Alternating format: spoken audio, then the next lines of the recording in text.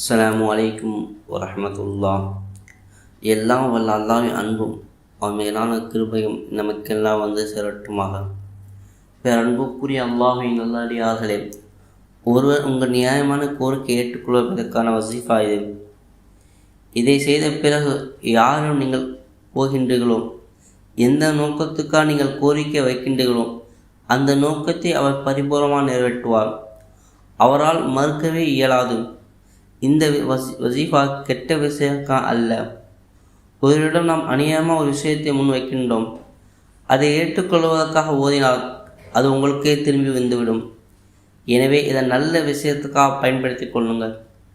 ஒரு பேச்சுவார்த்தை கூடுகின்றதும் அவரை அழைக்கும் பொழுது இந்த வசீஃபாவை ஓதிக்கொண்டு அழைத்தால் எதை கூறுகின்றீர்களோ அதை பரிபூர்ணமாக நிறைவேற்றுவார். அவர் அதை மறுக்க மாட்டார். மறுப்பதற்கான எந்த ஒரு சூழ்நிலையும் ஏற்படாது. மிக இலகுவான வசீஃபா இது. சூரா குரைஷ் எண் 106. சூரா குரைஷ் 70 முறை ஓத வேண்டும். முன்பின் 11 முறை ஸலவாத் தாவூத் இப்ராஹிம் ஓதிக்கொள்ள வேண்டும். பிறகு அல்லாஹ்விடம் துவா செய்து கொள்ள வேண்டும். அவர் உருவத்தை நினைத்து கொண்டு நீங்கள் நினைக்கின்ற விஷயத்தை அவர் ஏற்றுக்கொள்ள வேண்டும் என நினைத்து அவர் மேல் ஊதிவிட வேண்டும்.